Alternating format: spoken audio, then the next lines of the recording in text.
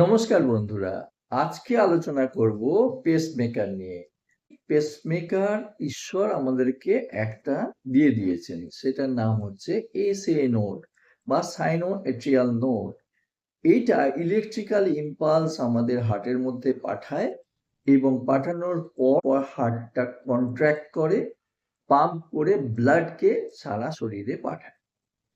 যখন এইটা খারাপ হয়ে যায় তখন ইলেকট্রিক্যাল ইম্পালস যেতে পারে না, তাহলে হয় হার্টের গতি কমে যায়, না হলে ইরেগুলার ফাংশন করলে হার্টের গতি বেড়ে যেতে পারে, কোনো কোনো ক্ষেত্রে হয়তো চলতে চলতে হার্ট থেমে যেতে পারে। তখন নানা রকম উপসর্গ হয় এবং আমাদেরকে একটা আর্টিফিশিয়াল যন্ত্র, artificial device which controls heart rate, যদি কমে যায় সেটাকে বাড়িয়ে দেবে এবং বেড়ে গেলে কমিয়ে দেবে, এরকম একটা ডিভাইসের দরকার হয়, সেটার নাম হচ্ছে পেসমেকার। তাহলে বুঝলেন পেসমেকারটা কি। এবার বলবো কত রকমের পেসমেকার আছে। পেসমেকার 4 রকমের আছে: single chamber, double chamber, triple chamber এবং লিডলেস। অর্থাৎ এই যে দেখা যাচ্ছে একটা পালস জেনারেটর বা লিথিয়াম ব্যাটারি, এখান থেকে এই যে তারটা, এটাকে বলা হয় লিড, এইটা রাইট হার্টের মধ্যে দেওয়া হয়। তাহলে এই যে রাইট হার্টের মধ্যে দেওয়া হচ্ছে লিডটা, এইটা যদি শুধু ভেন্ট্রিকলে থাকে সিঙ্গেল চেম্বার, যদি ভেন্ট্রিকল এবং উপরের চেম্বার এট্রিয়ামের মধ্যে থাকে তাহলে দুটো চেম্বার হলো ডাবল চেম্বার, যদি দুটো ভেন্ট্রিকল এবং এট্রিয়ামের মধ্যে থাকে তাহলে ট্রিপল চেম্বার, যেমন সিআরটি বলা হয়। এবং লিড লেস, অর্থাৎ লিড নেই অথচ হার্টের কন্ট্রাকশন হচ্ছে, এটা লেটেস্ট। সুতরাং লিডলেস পেসমেকার। কিভাবে বসানো হয় পেসমেকারটা? পেসমেকারটা এই যে আমাদের গলার নিচে যে বোনটা রয়েছে এটার নাম হচ্ছে ক্ল্যাভিকুল। ক্ল্যাভিকুলের থেকে ½ ইঞ্চ নিচে 1.5 থেকে 2 ইঞ্চি কেটে, ডান দিক বা বাঁ দিক হতে পারে, সেটা নির্ভর করবে সার্জন কি প্রেফার করছেন তার উপর, বা কার্ডিওলজিস্ট কি প্রেফার করছেন তার উপর। এবং সেইটা কেটে চামড়ার নিচে পকেট করে এই পালস জেনারেটরটা বসানো হয়। আর এই লিড বা তারটাকে একটা শিরার মধ্যে দিয়ে হার্টের মধ্যে পৌঁছে দেওয়া হয়। তাহলে এইটা আমি খুব সিম্পল করে বললাম, কিন্তু প্রসিডিওরটার জন্য এক্সপার্টাইজ লাগে, 1 থেকে 2 ঘন্টা সময় লাগে এটা বসাতে।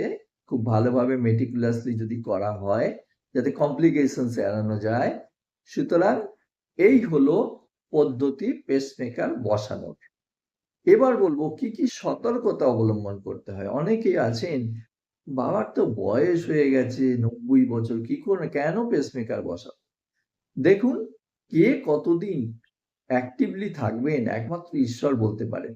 যদি বাবার বয়স 90 হয়, উনি যদি বেড রিডেন না হন, অ্যাক্টিভলি চলাফেরা করতে পারেন, তাহলে উনি মাঝে মাঝে অজ্ঞান হয়ে পড়ে যাচ্ছেন হার্টের কারণে, হার্টের গতিটা কমে যাচ্ছে বলে, সেখানে কি ছেলে বা মেয়ে হিসেবে উচিত না যে ওনার হার্টের গতিটা ঠিক করে দিয়ে ওনাকে ভালো রাখা?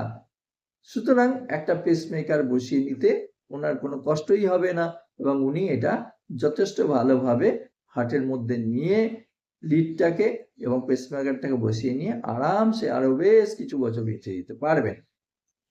তাহলে আমি বলি যে পেসমেকার যদি দরকার হয় হল্টার মনিটরিং করার পর হার্টের গতি কমে যাচ্ছে বা ইরেগুলার হয়ে যাচ্ছে বা হার্টের গতি বেড়ে যাচ্ছে, সেক্ষেত্রে বিভিন্ন ধরনের পেসমেকার আমরা বসাই এবং বসিয়ে হার্টটাকে সচল রাখি। হার্টটা যদি সচল থাকে তাহলে তো অন্য সমস্যাগুলোকে ট্যাকল করা যাবে। শরীরের অন্য কোনো অঙ্গে যদি ব্যাধি হয় তার চিকিৎসাটা করা যাবে, হার্টের গতি কমে যাওয়ার ভয় থাকবে না, যে কোনো ওষুধ অ্যাপ্লাই করা যাবে। তাই পেসমেকারটা তখন বসিয়ে নেওয়াটা কিন্তু বাঞ্ছনীয়। এটা কিন্তু আপনারা ঠিক করবেন না, এটা ডাক্তারবাবুর উপর ছেড়ে দেবেন, উনি আপনাদের সঠিক পথ দেখিয়ে দেবেন পেসমেকারটা দরকার আছে কি দরকার নেই। আর যদি বলেন রিঅ্যাকশনস, অ্যাজ সাচ রিঅ্যাকশনস এরকম কিছু হয় না। কখনো কখনো ইনফেকশন হয়, কখনো কখনো হচ্ছে স্কিনের ওপর একটা অ্যালার্জিক রিঅ্যাকশন হতে পারে, বাট সেগুলো সবই কিন্তু ট্রিটেবল, মনে রাখতে হবে। এরপর বলবো কি সতর্কতা। সতর্কতা সেরকম কিছু নয়। 3 থেকে 4 সপ্তাহ যেদিকে পেসমেকার বসানো হয়েছে সাডেনলি হাতটা উপরে তুলবেন না। যদি বেশি ওয়েট লিফটিং করেন তাহলে কিন্তু ওই লিডটা ডিসলজ হয়ে যাওয়ার, সরে যাওয়ার সম্ভাবনা থাকে, সেগুলো থেকে অ্যাভয়েড করবেন। মোবাইল ফোন আপনি ইউজ করতেই পারেন, যদি ডান দিকে বসানো হয় বাঁ দিকে ইউজ করতে পারেন, বাঁ দিকে বসালে ডান দিকে ইউজ করতে পারেন, একটু দূরে রেখে স্পিকারে কথা বলতে পারেন। কোনো ইলেকট্রোম্যাগনেটিক ফিল্ড বা এমআরআই জাতীয় করার আগে আপনাকে পেসমেকার কোম্পানিকে খবর দিতে হবে, উনি এসে প্রোগ্রামিংটা ঠিকমতো করে দেবেন, তাহলে আপনি কিন্তু পেসমেকার বসাতে পারবেন। আর এছাড়া যেটা বলবো, যেমন ঝড় বৃষ্টি বা বজ্রপাত হলে সাধারণ মানুষ আমরাও যেমন শেল্টারের নিচে চলে যাই, আপনারাও সেইভাবে শেল্টারের নিচে থাকবেন। তাহলে এইগুলি হলো সতর্কতা, আর অন্য কিছু নয়। ওই যে অনেকে বলে টিভির রিমোট ধরা যাবে কি, অন্য কিছু করা যাবে কি? হ্যাঁ, সবই করা যাবে। যেখানে হাই ভোল্টেজ লাইন 440 ভোল্ট, যেখানে সুইচ বোর্ডটা ঠিকঠাক নেই নড়বড়ে, সেগুলো আপনি হাত দেবেন না। বাকি সব নরমাল কাজ কিন্তু আপনি করতে পারবেন।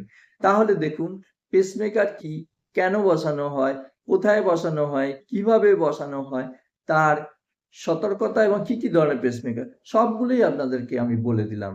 তাহলে যাদের মনে পেসমেকার সম্বন্ধে এতদিন ধরে দ্বন্দ্ব ছিল, আশা করি দ্বন্দ্বটা মিটে গেছে। দেখতে থাকুন পিওর মেডিক্স এর ভিডিও।